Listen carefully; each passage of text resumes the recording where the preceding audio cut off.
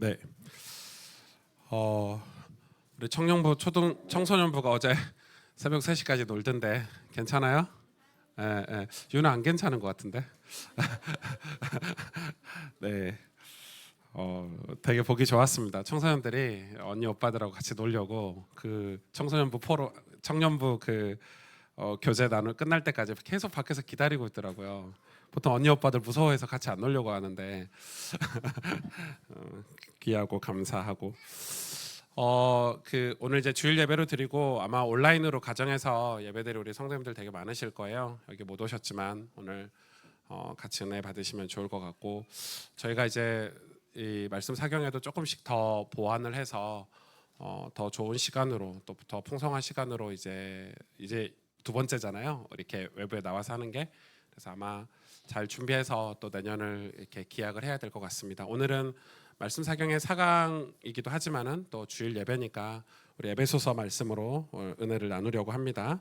오늘 본문은 에베소서 5장 1절에서 7절 말씀입니다. 에베소서 5장 1절에서 7절 말씀. 제가 한 절, 여러분이 한 절 함께 교독할까요? 그러므로 사랑을 받는 자녀같이 너희는 하나님을 본받는 자가 되고,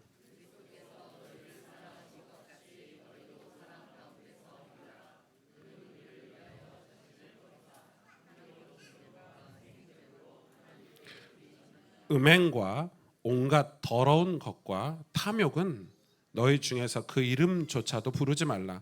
이는 성도에게 마땅한 바니라.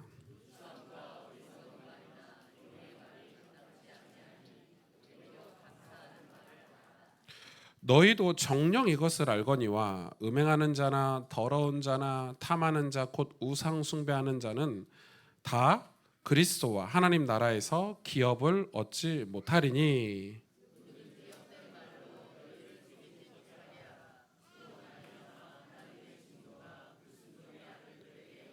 7절 같이 읽겠습니다. 그러므로 그들과 함께하는 자가 되지 말라. 아멘. 여러분, 이제 이 정도 됐으면 오늘 본문 읽어보시면 어떤 맥락이다, 지금 뭘 성경이 우리한테 얘기하고 있는지 좀 확인할 수 있을 것 같습니다. 여러분, 구원의 증거가 뭐죠? 성경이 말하는 구원받은 사람, 구원의 증거가 있을 거 아니에요? 그게 뭘까요? 삶이 변화되는 거죠. 여러분, 그걸 부정하시면 안 돼요. 자, 오늘 그 이야기를 해볼 건데요. 삶이 변화되지 않는 구원은 없습니다. 5장 오늘 1절에 이렇게 얘기하고 있어요. 굉장히 중요한 구절인데요. 우리 성경 전체적으로 봐도 중요한 구절 같아요. 1절 볼까요? 그러므로 사랑을 받는 자녀같이 너희는 하나님을 본받는 자가 되고, 이렇게 말씀하고 있죠. 자식은 여러분 부모를 닮습니다. 예.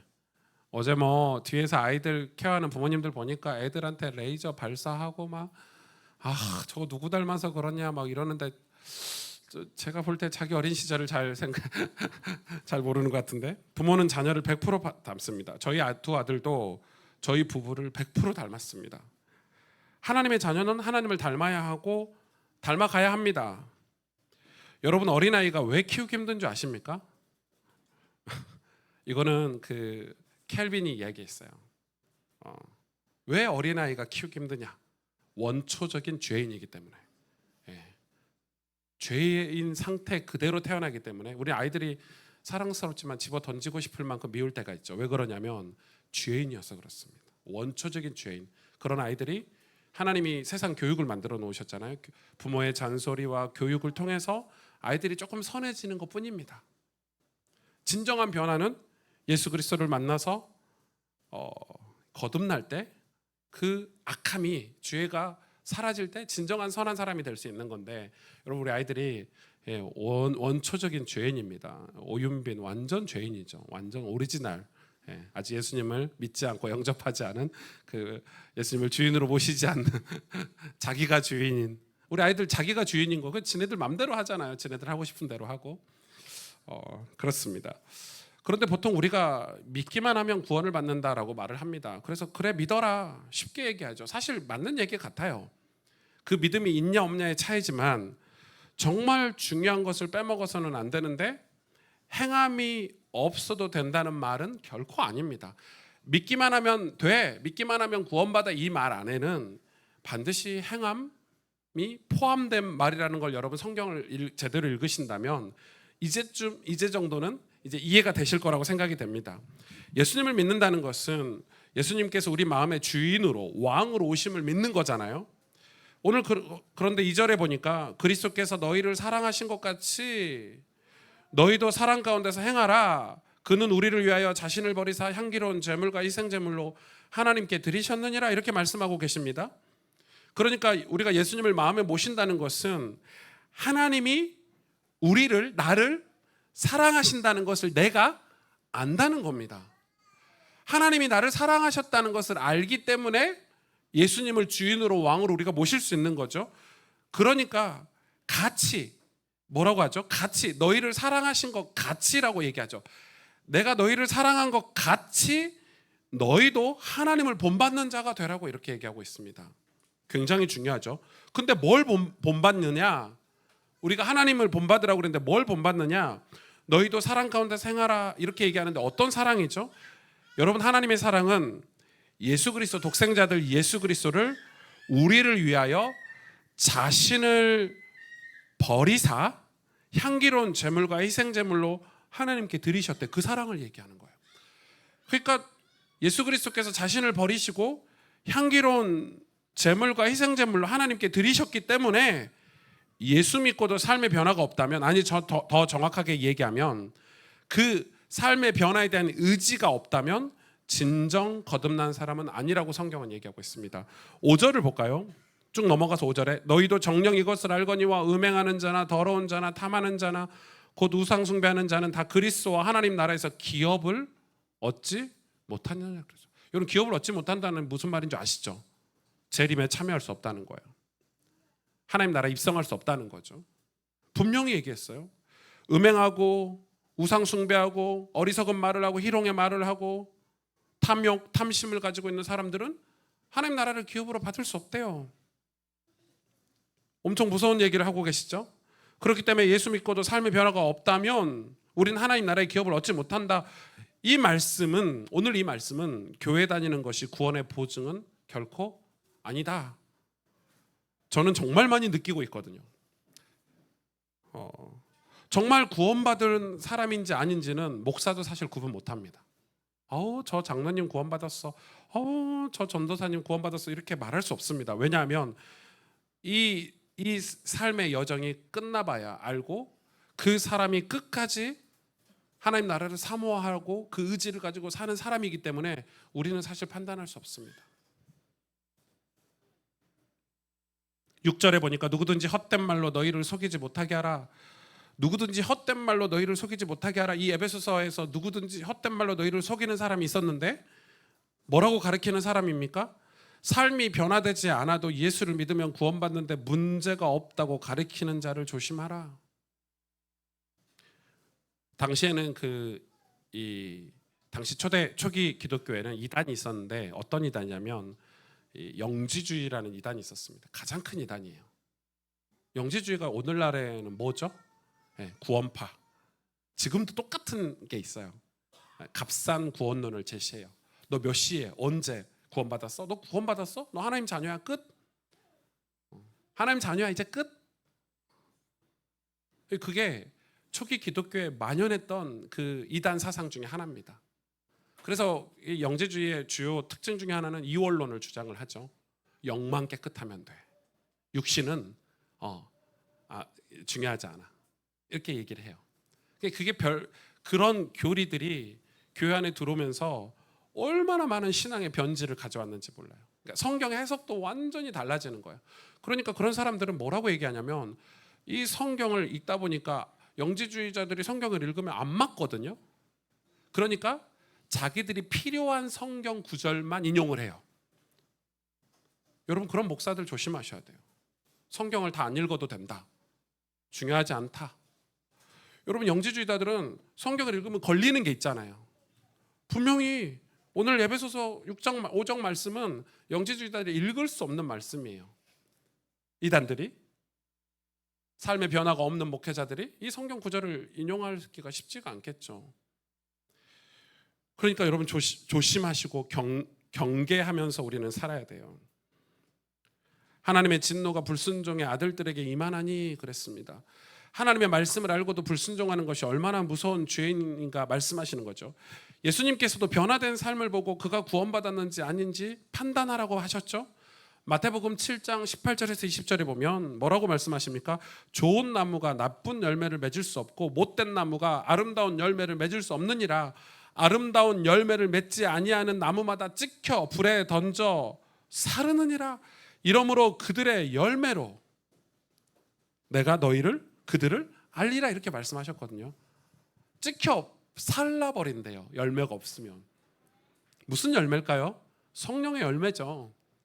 하나님을 닮는 열매겠죠. 이 말씀을 들으면 다 마음이 무거워지실 거예요. 그러면 나는 진정 거듭났나? 나 지옥 가는 거 아닌가? 저도 그랬으니까. 저는 성경을 읽으면서 저 지옥 가는 줄 알았어요. 목사인데. 제가 30 몇 살 때부터 이제 성경을 다시 읽기 시작했는데 그 전에 읽던 성경은 제가 필요한 것들만 캡처해서 제가 이렇게 받아들였는데, 이제 이 교회를 개척하기 전에 이제 성경을 전체를 통독을 하기 시작한 게 이제 얼마 되지 않았는데 읽으면서 우와, 끔찍한 거예요. 진짜 끔찍했어요. 저는 여러분에게 신앙생활 그런 식으로 하면 지옥 간다고 협박하고 좌절시키려는 마음은 조금도 없습니다. 오히려 진정한 복음을 오늘 여러분에게, 이 에베소 본문은 저 여러분에게 지금 알려주고 있는 거예요. 복음이 완전히 여러분 복음에 대한, 하나님 나라의 복음에 대한 개념이 우리가 바뀌어야 돼요. 어떻게 바뀌어야 됩니까? 세례 받았으니까 교회 다니니까 예수 믿으면 죄사함 받는다고 하니까 구원 받겠지, 믿으면 된다고 했잖아. 그런 어설픈 복음으로 신앙생활 하는 것이 더 힘들고 더 위험한 것을 알아야 돼요. 예수님께서도 말씀하셨어요. 주여 주여 하는 자마다 다 천국에 들어갈 것이 아니니라. 주님 앞에 섰을 때 내가 너희를 도무지 알지 못하니 불법을 행하는 자들아 내게서 떠나가라. 이전 사람들은 다 누구였죠? 예수의 이름으로 큰 권능을 행하던 사람들, 그리고 바리새인들, 종교 지도자들이었습니다. 이 말씀을 들은 대상자들은. 요한계시록 3장 1절에 내가 내 행위를 아노니 내가 살았다는 이름은 가졌으나 죽은 자로다. 살았다는 이름을 가졌다는 건 뭐죠? 교인이라는 거겠죠. 목사라는 거겠죠. 직분이라는 거겠죠. 살았다는 이름이니까. 그러나 죽은 자로다, 이렇게 얘기하고 있어요. 여러분, 우리의 직분이 우리를 죽일 수 있어요. 목사라는 타이틀이 우리를 죽일 수 있어요. 우리 교육자들도 마찬가지예요. 뭐 준목이다, 전도사다, 우리를 죽일 수 있어요. 제 후배를 만났는데 자꾸 사역 얘기를 해요. 뭐 목사님이 이런 사역을 시키고 내가 교회에서 이런 사역을 하고. 저는 이 아이의 상태를 봤을 때 제가 그랬죠. 너 아버지 하나님하고 친밀하냐? 대답을 할까요? 대답을 못해요. 너 하나님 아버지하고 친밀해? 우리 준목님 전사님 하나님 아버지하고 친밀하십니까? 왜 우리 삶에 변화가 없죠? 성경은 분명하게 얘기를 하고 있어요.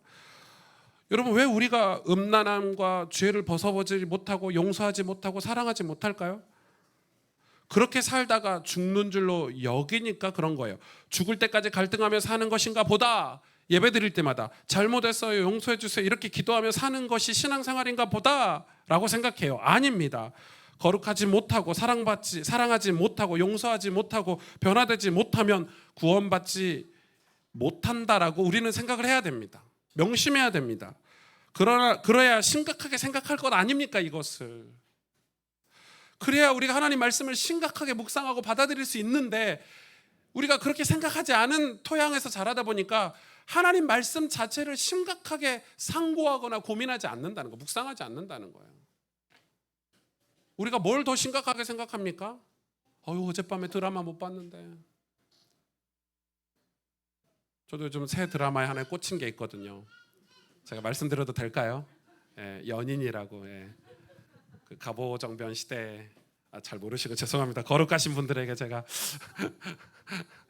네, 그 출민아 선생님이 출연해서 알게 됐습니다. 제가 슬기로운 의사생활을 너무 좋아하다 보니까 그 배우가 출연한 드라마, 원래 이름 출민아가 아니고 아무튼 네.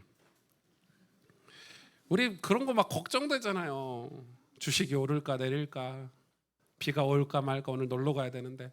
우리는 하나님 말씀으로 고민 자체를 안 합니다. 그런 시대를 살고 있습니다. 여러분 고민하십니까? 내 인격이 성령으로 충만해서 변화되고 있는가 안 되고 있는가? 제가 오재경 목사님께 그 교회 부교육자들 어떻게 다루는지 그런 거 조금 물어봤거든요. 근데 와, 엄청 엄하게 다루시더라고요.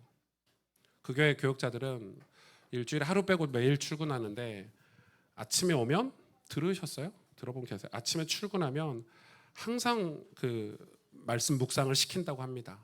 의무래, 의무. 개인 묵상. 그걸 안 하면 하루 사역을 시키지 않는데요.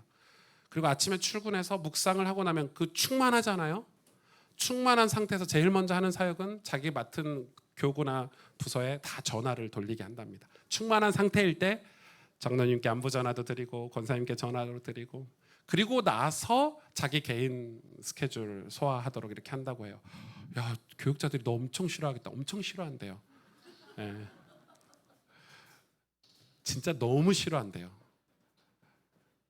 그런데 그 충만함들을 경험하고 나니까 이제는 교육자들이 묵상을 훈련을 받고 나니까, 저는 진짜 그런 거 잘 말 못하거든요. 저는 저희 교육자들이 뭐 하나 시킬 때 몇 번 고민해요.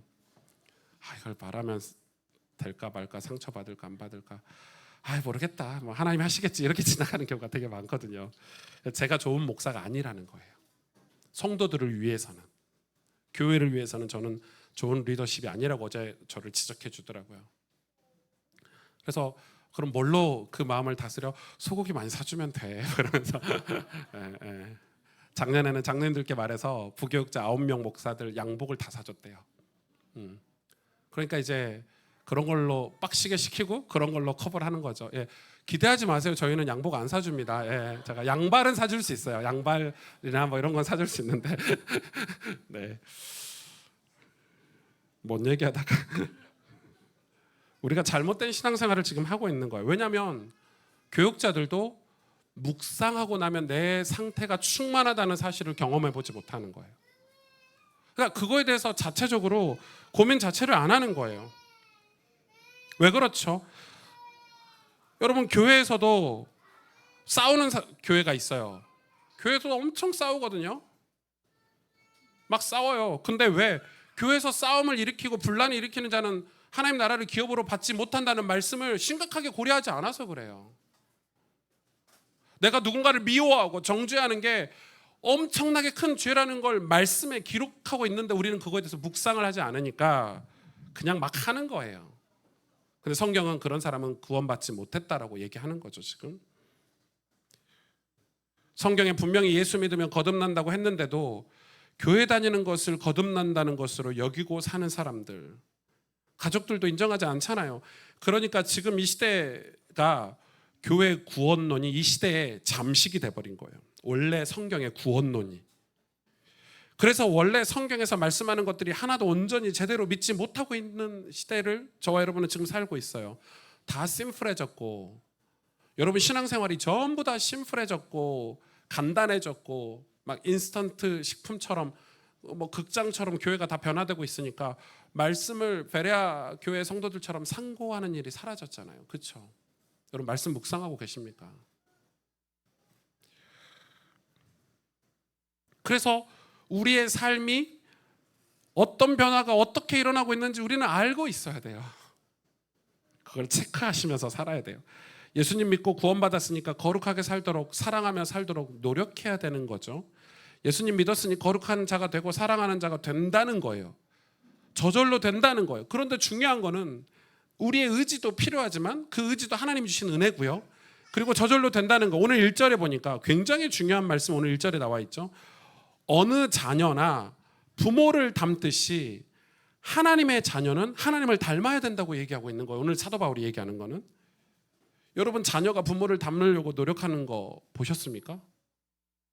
노력 안 합니다. 나 우리 엄마 아빠 닮아야지. 이렇게 하는 아이들 한 명도 없습니다. 나중에 철이 들어서 존경하고 우리 엄마 아빠처럼 살아보려고 애쓰는 사람들이 있긴 하지만은 보통 어린 자녀들이 부모를 닮으려고 노력하지는 않습니다. 그냥 저절로 닮아지는 것이죠. 여러분 다른 집 아이들이 윤빈이 한빈이 말고 뭐 우리 리안이가 아유 저 아저씨 오승주 아저씨 닮아봐야지 한다고 해서 내가 낳은 아이가 됩니까? 그러지도 않잖아요. 내 자식이 될 수도 없어요. 많은 교인들이 성도들이 거룩한 삶을 살고 사랑하며 살기가 어렵다고 말해요. 왜 어려울까요? 어쩌면 우리 입장에서는 어려운 게 맞는 말일 수 있어요. 그러나 우리 자녀들이 부모를 닮아가는데 특별한 노력을 합니까? 그렇게 하지 않습니다. 그 이유는 거룩하게 살고 사랑하며 살기 어려워서가 아니에요. 예수님께서 우리에게, 나에게 주인이 아니기 때문에, 쉽게 말하면 하나님이 내 부모가 아니기 때문에 그러는 거예요. 내 부모가 아니기 때문에 저절로 닮지 않는 거예요. 자, 굉장히 중요하죠. 항상 부모와 함께 사는 자녀가 아니기 때문에 어렵다, 쉽다 이런 말을 하는 거예요. 그런데 우리는 이런 얘기하죠. 성경 말씀 묵상하는 게 어려워, 예배드리는 게 어려워. 그거는 어렵다 쉽다의 영역이 아니라 당연히 해야 되는 기본 베이스예요. 우리가 아이가 태어나면 오승주 집에 우리 한빈이 윤빈이가 태어나면 우리 집에 살아야 돼요. 집이 가난해도 이 집이 살아야 되고 부자여도 이 집에 살아야 되고 아빠가 성격 지랄마저도 이 집에 살아야 되고 그렇잖아요. 그건 기본이에요. 뭐 이 집이 싫어서 세상 사람들은 가출하는 경우도 있지만 아이들이, 그러나 대부분은 그 집을 살아야 되는 거야. 그러면 하나님도 우리가 예수님을 믿었을 때는 틀을 만들어 놓으셨어요. 그 틀이 우리 신앙의 기본이고 거기서 닮아가는 거예요. 말씀이 우리 신앙의 틀이에요. 어쩌면 율법이 우리 신앙의 틀일 수도 있어요. 우리가 거룩한 삶을 사는 것은 하나님께서 다 이루어 주셨어요. 그러니까 구원 안에 거룩이 포함된 거예요. 여러분, 구원이라는 단어를 굉장히 넓고 깊이 있게 받아들이셔야 돼요. 구원 안에 거룩이 포함된 거예요. 더 정확하게 말하면 우리의 연약함을 고치셨어요. 우리 죄 문제만 해결하신 게 아니고 우리의 연약함을 고치신 분이세요. 우리의 인격과 성품도 변화시킬 것이라고 약속하셨어요. 예수 믿으면 인격이 변화되지 않을 거야, 성품이 변화되지 않을 거야, 저 인간 고쳐 쓰기 힘들어. 저는 아니라고 생각해요. 어떤 방법으로요? 변화되고 싶습니다. 저는 인격이 훌륭하지 못했고 환경적으로 우리는 그럴 수 있잖아요. 그런데 하나님은 우리에게 좋은 사람이 되고 싶다, 하나님의 사람이 되고 싶다라는 마음을 주십니다. 저는 그랬거든요. 여러분 진짜 저는 물론 지금의 제 모습이 여러분 기준에는 만족이 안 될 수 있지만 제 인생으로 봤을 때 저는 진짜 어떻게 사는 게 좋은 사람이 되고 좋은 목사가 되고 좋은 남편이 되고 좋은 아빠가 되는지 저는 잘 몰랐어요. 진짜 몰랐어요. 그래서 책도 보고 공부도 하고 무엇보다 매번 기도하고 노력했어요. 사람이 잘 안 변합니다. 예, 맞습니다. 그런데 틀린 말이에요. 변화됩니다. 바뀝니다. 예수님께서 거룩하지 못한 우리의 옛사람과 함께 십자가에 죽으셨고 성령 하나님께서 우리 마음에 오셔서 하나님의 뜻대로 살도록 우리 마음을 감동하시고 역사하십니다. 로마서 6장 3절부터 보면 무릇 그리스도 예수와 합하여 세례를 받은 우리는 그의 죽으심과 합하여 세례를 받은 줄을 알지 못하느냐. 그러므로 우리가 그의 죽으심과 합하여 세례를 받음으로 그와 함께 장사되었나니 이는 아버지의 영광으로 말미암아 그리스도를 죽은 자 가운데서 살리심과 같이 우리로 또한 새 생명 가운데서 행하게 하려 하심이니라. 거룩함과 사랑의 삶의 변화는 나는 죽고 예수로 사는 십자가의 능력으로 이루어지는 것입니다. 그래서 요한복음 15장에 예수님께서 나는 포도나무여 너희는 가지라고 말씀하신 것은 열매는 우리의 노력으로 맺어지지 않는다는 것을 말씀하시는 것입니다. 스스로 열매를 맺을 수 없음같이라고 분명히 말씀하셨거든요. 열매는 우리가 예수님께 붙어 있을 때, 예수님과 한 가족으로 살 때, 예수님 안에 살 때, 예수님이 내 안에 살 때 친히 맺혀주신다는 거죠. 그걸 우리가 믿고 믿었다는 말은 하나님이 나를 변화시킬 거다, 나에게 열매 맺게 하실 거다라는 믿었기 때문에 우리가 성경도 읽고 묵상도 하고 예배도 드리는 거 아닙니까? 포기하지 않고. 그게 믿음입니다. 대단한 게 아닙니다. 믿음은. 여러분 20세기 최고의 지성인이라고 꼽히고 철학자라고 꼽히는 사람이 영국에 있는데 버트란트 러셀이라는 사람이 있습니다. 이 러셀, 버틀란트 러셀. 이 사람 완전 무신론자거든요. 그런데 얼마나 똑똑하냐면 최고의 지성인입니다. 그러니까 똑똑하니까 모든 종교를 다 공부했죠. 이 사람이 책을 한 권 썼는데 나는 왜 기독교인이 아닌가라는 책을 썼습니다. 제가 제목이 서점에 가서 제목이 눈에 들어와서 서점에서 읽다가 이거 사서 봐야 되겠다고 사서 읽었는데 저는 뭐라고 얘기하냐면 이 영국의 이 지성인이고 철학자니까 이렇게 얘기했습니다. 믿지 않는 이유에 대해서 예수의 도덕률은 너무 높아서 나는 도저히 감당하지 못한다. 그래서 나는 아예 처음부터 믿지 않겠다 이렇게 얘기했습니다. 말도 안 된다는 거죠. 이렇게 변화되고 새 사람이 된다는 거를 말도 안 되고 이 도덕률은 너무 높다. 그래 나는 아예 시작도 안 하겠다 이렇게 얘기를 했습니다. 이 사람이. 근데 이거는 두 가지 내용이 포함돼서 하나는 당시에 20세기죠. 당시에 이 사람이 살았던 당시에 영국 교회 성도들은 완전 타락했습니다. 주일날 예배도 안 가고 우리로 말하면 예배도 안 가고 성경 말씀 묵상도 안 하고 변화도 없고 이 말과 언행이 불신자와 똑같고 그렇기 때문에 이 사람은 그런 이 영국의 크리스찬들을 너네 믿어도 그대로 변화가 없네. 너네 교회 다니고 예수님 믿었는데 우리보다 더 심하네라고 지금 비꼬면서 얘기를 하는 거고 또 하나는 자기가 성경을 읽었을 때 이런 삶은 불가능한 거야라고 말해서 아예 시작도 하지 않겠다라고 얘기를 하는 거죠. 뭐가 빠졌죠? 이 사람은 자기는 예수쟁이가 되지 않겠다고 얘기했습니다. 그건 이 구원에 대해서 자기 지식으로 판단하고 그 기준으로 교회 다니는 사람들을 비판한 거죠. 예수님처럼 살지 않으면서 무슨 신앙생활이냐라고 비판을 했는데 그 당시 영국 교회 성도들은 뭐 술, 담배, 뭐 여자 문제 뭐 세상 사람들과 똑같이 했어요. 당연히 그런 가정에서 자라는 아이들은 예수님을 믿을 수 없죠. 부모님이 그렇게 사는데 예수님 믿을 수 있는 길이 사라져 버린 거예요. 사모함도 사라지고 간절함도 다 사라졌어요. 사람이 거듭나지 않으면 자기 의로 억누르고 사는 사람들 많죠. 난 착한 사람이야. 나는 이 젠틀해. 이렇게 사는 사람들이 되게 많아요. 그래서 제가 그 광주에 저희 모교에 그 병원 수간호사 선생님 권사님 계시는데 병원에 제가 이렇게 치료받으러 가면 그 권사님이 그런 얘기 하시더라고요. 제가 이렇게 얘기하다가 이 병원마다 다 고급 병실 있고 VIP 병동 있잖아요. 거기 오시는 사람들이 다 신사로 온대요. 신사로. 뭐 50대 60대 막 성공한 사람들이 막 비서들 데리고 막 신사로 와서 엄청 교양 있게 하는데 이제 뭐 의사가 뭐 당신 암이다, 뭐 암 몇 기다, 이제 얼마 살 날이 얼마 남지 않았다, 뭐 수술해야 된다, 항암 치료해야 된다, 뭐 이러면은 그렇게 신사였던 사람들이 막 소리 지르고 간호사 때리고 자기들 와이프하고 아이들한테 막 성질 부리고 와 본성이 거기서 다 튀어나온다고 하더라고요. 근데 그런 사람들이 자기 그 부인들이 와서 주로 그런데요. 우리 남편이 이렇게 화내는 거 처음 봤어요. 우리 남편은 이렇게 욕하는 사람이 아닌데. 그러니까 이제 막 생사를 오가가니까 힘드니까 그렇게 한다는 거예요. 근데 그게 한두 사람이 아니라 거의 대부분이 그런데요. 거의 대부분이. 저희 어머님이 그 병원에서 이제 소천하셨는데 저희 어머님 평안하게 소천하셨거든요. 야, 오 목사님 어머니는 진짜 예수님 믿는 거 맞네. 변화된 거 맞네. 천국 기다리고 계신 거 맞네. 이러시더라고요. 그만큼 힘드니까, 힘든 치료 과정을 거치니까.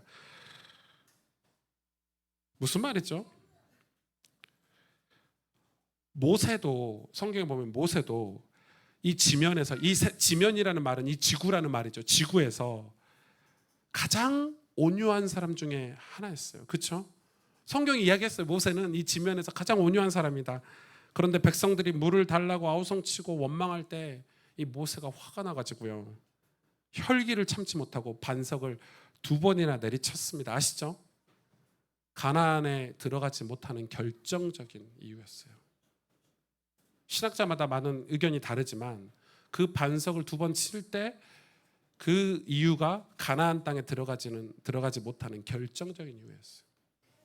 그 대단한 모세도 화가 나니까 이 혈기를 부리는데 와 무섭더라고요. 여러분 굉장히 중요하죠. 지금 무슨 얘기를 하고 있습니까? 성경이 우리에게 뭘 지금 가르쳐주고 있습니까? 우리는 우리 자신을 잘 알아야 합니다. 우리 육신의 성품은 노력해서 변화되는 게 아닙니다. 교육과 교양으로 변화되는 것도 아닙니다. 우리가 죄를 짓지 않고 사랑하는 것은 십자가 때문이고 우리와 함께 하시는 예수님을 우리가 바라보고 있기 때문이라는 것을 여러분 믿으시기를 바랍니다. 요한일서 5장 18절에 하나님께로부터 난 자는 다 범죄하지 아니하는 줄을 우리가 아노라. 하나님께로부터 나신 자가 예수 그리스도가 그를 지키심에 악한 자가 그를 만지지도 못하리라 이렇게 말씀하고 계십니다. 예수님께서 부자 청년에게 가진 재산을 다 가난한 자에게 나눠주고 나를 따르라 하셨을 때 그가 근심하며 돌아갔죠. 그때 예수님께서 부자가 천국에 가는 것이 낙타가 바늘기로 들어가는 것보다 어렵다는 걸 말씀하셨습니다.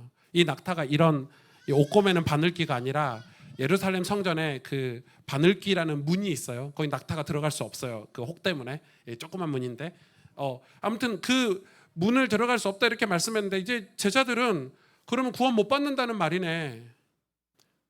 낙타를 버리고 들어가야 되는데 재산을 버리고 들어가야 들어갈 수 있는 아주 작은 문인데 그거 다 들고 들어가면 못 들어간다는 그거 표현이시거든요. 바늘기가 아니고 이 바늘기가 아니고 이런 거는 성경 번역을 왜 안 바꾸는지 모르겠어요. 그런데 그렇게 말했을 때 제자들이 이런 생각을 했어요. 그 말씀을 들었을 때 그러면 누가 구원을 얻을 수 있는가 탄식했어요. 도대체 누가 구원을 받을 수 있는가? 우리가 다 저 부자 청년과 똑같은 사람인데 누가 구원을 받을 수 있는가? 삶이 변화되어야 천국에 간다고 하면 많은 사람들이 이렇게 절망하고 이런 식으로 말을 합니다. 그러나 예수님께서 이 말씀을 하신 이유가 무엇이겠습니까?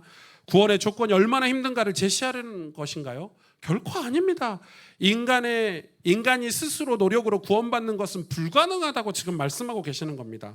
마가복음 10장 27절에 사람으로서는 할 수 없으되 라고 분명히 말했습니다. 구원은 사람의 영역이 아니라니까요. 우리의 노력의 영역이 아니라는 걸 성경은 분명히 밝히고 있어요. 그런데 우리의 노력으로 구원을 받으려고 하니까 도덕률이 생기고 인과율이라는 게 생기는 거예요. 그래서 성령의 역사를 믿지 않아 버리는 거예요. 종교가 돼버리는 거죠. 예수님께서 분명히 말씀하셨어요. 사람으로서는 할 수 없으되. 그러면 우리는 도무지 구원받을 수 없는 것인가? 아닙니다. 이제 진짜 하나님 나라의 복음이 제시되는 것입니다. 예수님께서 말씀하셨습니다. 사람으로서는 할 수 없으되 하나님으로서는 그렇지 아니하니 하나님으로서는 다 하실 수 있느니라. 아멘. 여러분 우리가 믿음의 완전히 하나님을 의지하는 믿음의 길을 축복합니다. 하나님께서는 어떻게 우리를 구원하시는 것일까? 우리의 옛사람을 예수님과 함께 죽게 하고 우리의 마음에 성령을 보내주셔서 새로운 법으로 새롭게 살라고 하나님께서 우리의 구원을 만들어 놓으신 거예요. 하나님께서 친히 예수님과 우리가 하나 되도록 하셨어요. 하나 되도록. 십자가에서 그걸 이루신 거예요. 예수님께서 십자가에서 죽으실 때도 우리와 함께 죽고 부활하실 때도 우리와 함께 부활하시도록 하셨어요. 이게 하나님 나라의 복음이고 십자가의 복음입니다, 여러분. 주님이 죽은 나사로의 무덤 앞에서 요한복음 11장 43절에 나사로야 나오라 했을 때 사람들이 다 그랬습니다. 야, 죽었는데 어떻게 살아나? 완전히 죽었잖아. 무덤이니까 완전히 끝났어요. 시체가 돼 버렸어요. 뭐 이게 인공호흡 하면 살아날 거야 이 정도가 아니라 나사로는 완전히 죽은 상태예요. 근데 예수님이 거기 가서 죽은 나사로 보고 얘기했어요. 나사로야 나와라 이렇게 했을 때 만일 여러분이 그때 그 당시 예수님이 곁에 있었다면 주님 왜 죽은 자에게 말씀하십니까? 생명 없는 시체가 어떻게 명령에 순종합니까? 라고 했을 거예요. 그러나 예수님이 나사로야 나오라고 소리치실 때 죽은 나사로가 다시 살아났어요. 이거 뭔 얘기 하시는 거죠? 예수님이 공생의 사역 동안 우리가 나사로라 이 말이에요. 영적으로 우리의 육신이 나사로와 다를 바 없다는 거예요. 그걸 기적을 통해서 예수님이 공생의 사역 동안에 우리에게 지금 메시지를 주시기 위해서 기적을 행하신 건데 오늘 우리에게 그 말씀이 이루어지기를 축복합니다. 바울은 에베소서 2장 5절에 허물로 죽은 우리를 그리스도와 함께 살리셨고 그 가로 열고 너희는 은혜로 구원을 받은 것이라 그렇게 했죠. 허물로 죽은 우리를 그리스도와 함께 살리셨대요. 살리셨대요. 죽은 우리를 살리셨대요. 나사로 같은 저와 여러분을 무덤 속에, 죄악 속에, 어둠 속에 살고 있는 우리를 예수님은 지금도 나사로야 일어나 걸어라 이렇게 말씀하고 계시는 거예요. 살리셨대요. 저는 이 사실을 믿습니다. 제가 어둠 속에 있는 것 같고 고통 속에 있는 것 같고 유혹 속에 있는 것 같을 때 성경을 읽으면서 그래 내가 나사로지, 주님의 음성을 들으면 삽니다. 지금도 십자가의 복음과 성령의 역사로 죽은 자들을 다시 살리시는 것이 하나님의 계획입니다. 하나님의 은혜입니다. 저는 제가 생각하는 것 중에 제일 많이 생각하는 거가 뭐냐면 나의 60대, 70대는 어떨까? 이번에 백석교단 갔더니 백석교단 총회 정관을 다 읽었거든요. 헌법을. 은퇴가 75세더라고요. 네. 아 진짜로 75세 거기 정관은. 지금 우리 교회는 65세거든요. 10년 차이가 나. 조율을 해서 한 70세로 조율을 할까? 뭐 이렇게 생각을 하고 있는데 잘 모르겠어요. 뭐 장로님들하고 논의를 해야 되겠지만. 근데 제가 백석교회 그 정관을 쭉 헌법을 읽는데 그 좀 정관이 좀 많이 달라요 우리하고. 제가 이렇게 쭉 읽는데 무슨 생각이 드냐면 제가 그 이제 뭐 저희 고신교단의 정관을 제가 제일 많이 참고했으니까 이렇게 보는데 조금 많이 좀 달라요. 근데 이제 결정적으로 좀 다른 거는 뭐냐면 이 백석교단이 교회가 막 부흥하고 사람들이 많이 몰리고 신학교가 다른 신학교들 이번에 사당 총신이 미달됐거든요. 근데 백석 총신은 지금 반이 4개 반이 넘어요. 6개 반인가? 근데 그런 이유가 있는데 이 백석의 신학이 장점이 있는데 뭐냐면은 이 신학이 여기에 있잖아요. 고신은 예를 들어 고신교단은 비난하는 게 아니고 신학이 중요해.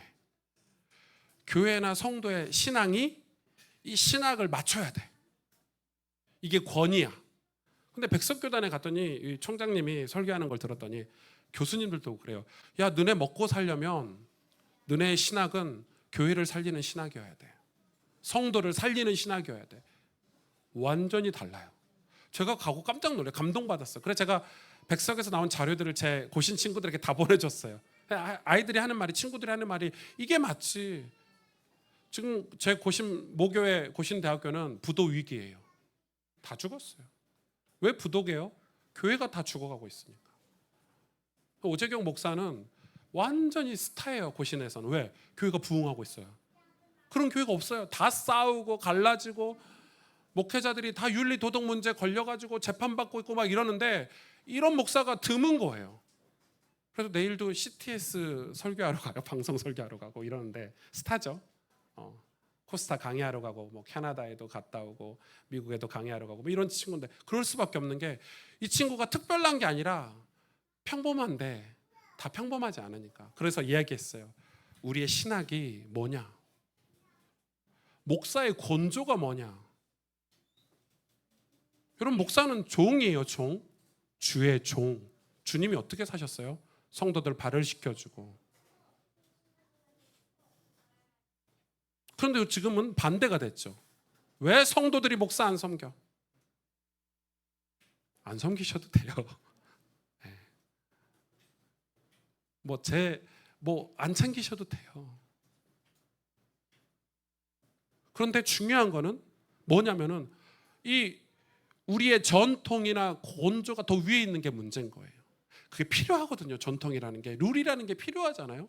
근데 그게 사람을 살리는 거냐 아니냐가 중요한데 제가 저희 학교에서 공부하면서 느낀 거는 교수님들이 총장님이 하도 말귀 못 알아먹으니까 신학 교수들이, 왜냐하면 신학 교수들이 다 아유 내 신학이 맞지 다 이러고 있으니까 그 총장님이 하시는 얘기고 신학 교수님들이 하시는 얘기가 뭐냐면 너네들 안 잘리고 너네들 교수 오래 먹을 거면 정년까지 할 거면 열심히 교회가 부흥하고 성도들이 목사들이 목회 잘할 수 있도록 계속해서 논문을 써내고 글을 써내라고. 쓸데없이 이상한 어려운 학문을 만들지 말고 어려운 신학을 얘기하지 말고. 저 고신에서 은퇴하시고 여기 석좌 교수로 계신 이상 교수님이 고신 신학은 문제가 있다라는 거예요. 너무 어렵대요. 젊은 목사가 지도 못 알아먹는 말을 논문으로 계속 내니까 현장의 목회자들이 헬라 히브리어를 어떻게 할 거냐는 거예요. 그걸 풀어줘야지. 그리고 이게 왜 목회에 필요한지 성도들에게 필요한지 말해줘야 되지. 그 이야기를 하는 거예요. 여러분 엄청 중요한 얘기를 지금 제가 하고 있는 거예요. 한국 교회를 두고. 그래서 저는 제 60대, 제 70대는 어떨까 하고 생각을 해요. 생각하면 두려워요. 말이 많은 고집쟁이가 되지 않을까, 권위주의자가 되지 않을까, 노욕이 심하고 노여움이 심한 자가 되지는 않을까, 시대착오적인 생각에 빠져서 사람들을 힘들게 하지는 않을까, 목사로서 심약해지지는 않을까. 이게 일반적으로 보는 일들이죠.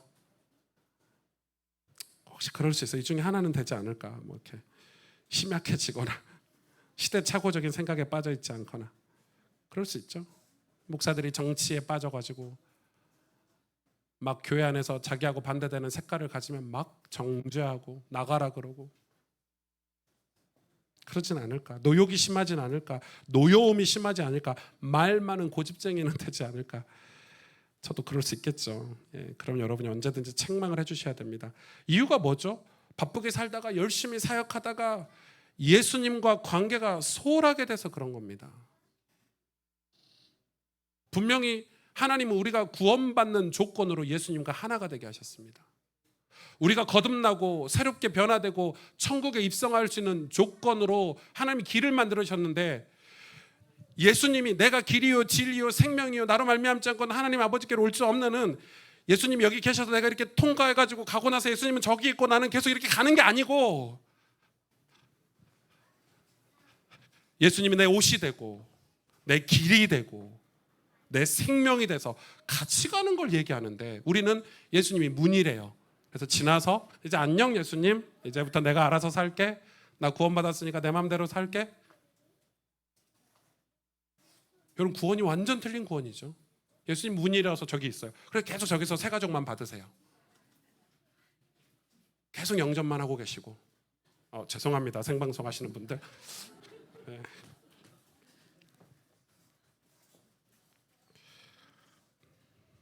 바쁘게 살다가 예수님과 관계가 소홀하게 되어 하나님이 여러분을 모른다 하지 않을까 두려워하셔야 됩니다. 상처, 정치 그 무엇에 빠져 살아서 그 무엇이든 상처든 정치든 그거는 우리는 그게 심각해서 하나님 제 상처가 얼마나 큰지 아십니까? 하나님은 아는데 내가 그래서 성경도 주고 예수님도 보내줬잖아. 네가 상처에 빠져가지고 예수님과 친밀하게 되지 않으면 어쩔 수 없어 이러시는 거예요. 극복하셔야 됩니다. 그놈의 상처, 그놈의 정치.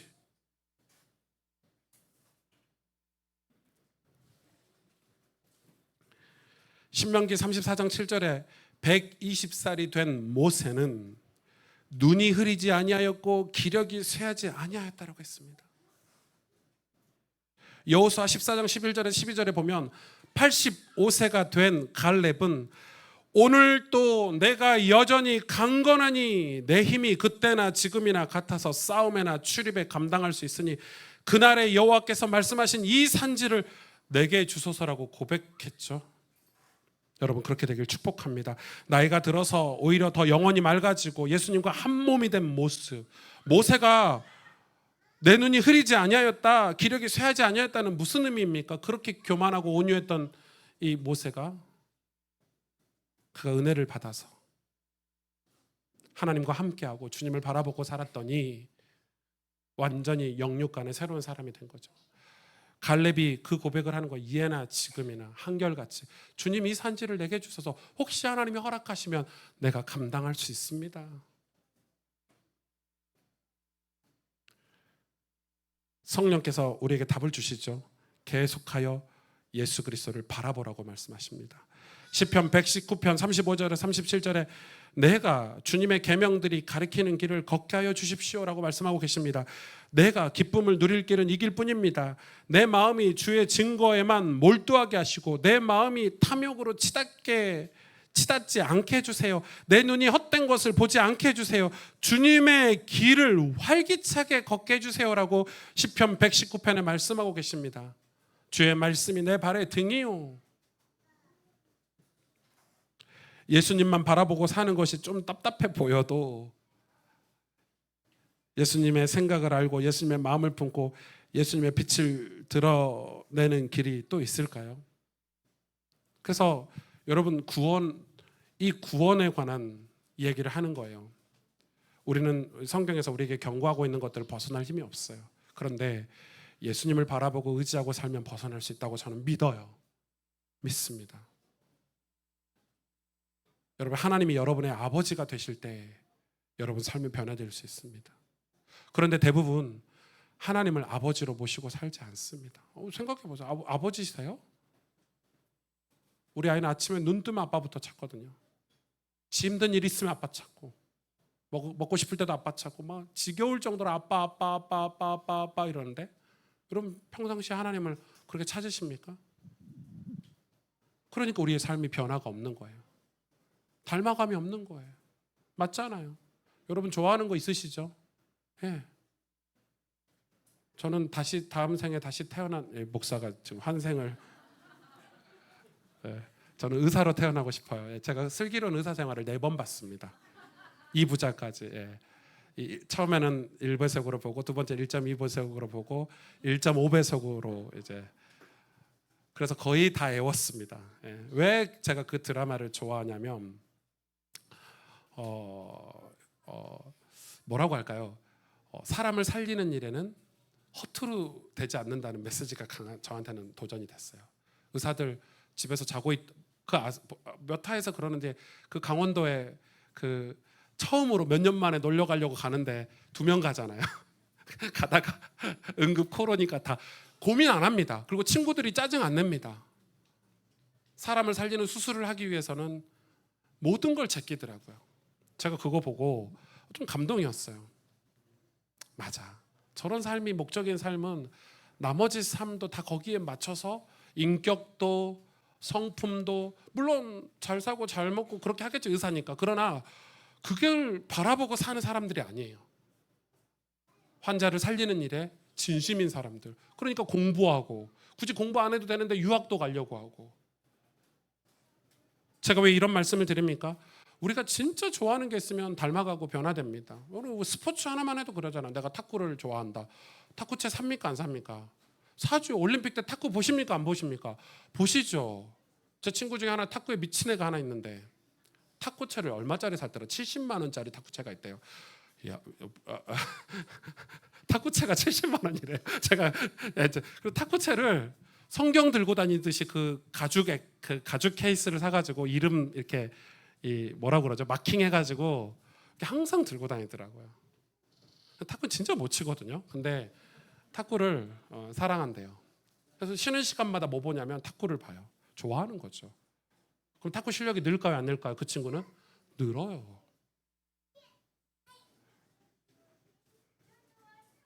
우리가 주님을 그렇게 사랑하고 있습니까? 여러분, 우리가 변화된다는 것은 자연스러운 것인데 사랑할 때 주님을 닮아갈 수 있습니다. 구원은 그 영역입니다. 엄청난 신비고 비밀입니다. 사모할 때, 간절히 바라볼 때. 말씀을 정리하겠습니다. 목사님 오늘은 좀 빨리 끝내주지 하신데 작년에 빨리 끝내가지고 점심밥을 하나도 안 드시고 하셔가지고 아무튼 말씀을 좀 정리할게요. 예수님이 저와 여러분의 길이 된 것을 여러분 믿으시기를 축복합니다. 길이라는 것은 항상 내가 밟고 가는 거예요. 예수님이 문이 아니에요. 길이에요. 생명이에요. 진리예요. 예수님이 내 인생의 동반자예요. 내가 너와 함께, 네가 내 안에 있을 때, 내가 네 안에 있을 때 네가 열매를 맺는다고 했어요. 예수님 믿는 것은 내 의로 믿는 게 아니에요. 거추장스러운 거칠애를 벗어버리기 바랍니다. 우리 목사님, 전도사님, 준목님 이런 분들 신앙에서는 우리가 직분적으로는 설교를 할 수 있지만 이 강단에서 내려갔을 때는 우리의 신앙은 정직해야 됩니다. 혹시 내가 내 인격이나 내 삶에 은밀한 죄나 이런 게 있다면 교육자들은 솔직하게 상담을 받고 도움을 구해서 변화되셔야 됩니다. 안 그렇습니까? 저도 제가 뭐 이렇게 제 마음 한구석에, 제 한구석에 은밀한 죄를, 악한 일을 계속 하고 있는 걸 그대로 감춰가지고 제가 목회를 계속 한다고 생각해 보십시오. 근데 왜 그걸 감추고 계속 하냐면 다 체면, 거칠해, 허황된 어떤 이 잘못된 구원론을 우리가 가지고 있기 때문에 그런 거 아닙니까? 성경을 읽다 보니까 뭐라고 말씀하시냐? 내 죄를 자백하는 자를 하나님이 미쁘게 여기신다고 합니다. 그 말은 우리를 안 고치시겠다, 저주하겠다는 말이 아니시고 우리를 고쳐주시겠다고 우리를 자꾸 들춰내시는 거잖아요. 우리가 예수님을 믿는 결정적인 이유는 내가 천국에 입성할 수 없기 때문에, 내가 하나님의 의로운 백성이 하나님 나라의 백성이 될 수 없기 때문에 예수님을 믿는 거예요. 예수님을 의지할 때 우리는 무엇이든 가능합니다. 반대로 여러분, 예수님과 가장 친밀한, 그래서 우리 보고 사랑받는 자녀같이 하라고 합니다. 하나님께서 사랑받는 자녀같이. 예수님이 하나님께 사랑받는 자녀, 독생자 아들이셨잖아요. 우리도 예수님과 함께 사랑받는 자녀처럼, 부모님께 사랑받는 자녀처럼 신앙생활 그렇게 하라고 말씀하고 계십니다. 함께 기도하겠습니다. 오늘 말씀을 붙잡고 기도하기를 원합니다. 우리가 정말 거듭났나? 우리가 정말 구원받았나? 오늘 말씀으로 우리가 우리의 신앙을 점검하고 우리의 믿음을 점검하기를 원합니다. 우리가 선교적 교회가 되고 선교적인 삶을 사는 거 이전에 홀로 앉아야 된다고 하는데, 우리의 신앙의 묵상이 다시 회복되어지고, 그냥 하루에 시간 내서 성경 읽어야지 이게 아니라 예수님과 친밀한 시간, 교제하는 시간이 우리에게 회복되어질 수 있도록, 정말 아버지 하나님이 내 삶의 진짜 아버지가 되시는, 영적인 아버지가 되시는 그런 신앙이 우리에게 회복되어져서 아버지를 찾고 부르고 아버지의 뜻을 알려고 하고 아버지께 내 어려움을 고백하고, 그래서 아버지 하나님과 친밀한 그런 신앙생활을 할 수 있도록 은혜를 베풀어 주세요. 이 시간 우리 말씀을 붙잡고 우리 통성으로 합심으로 하나님 앞에 간절히 기도하도록 하겠습니다. 하나님 아버지 감사합니다. 주님, 우리의 신앙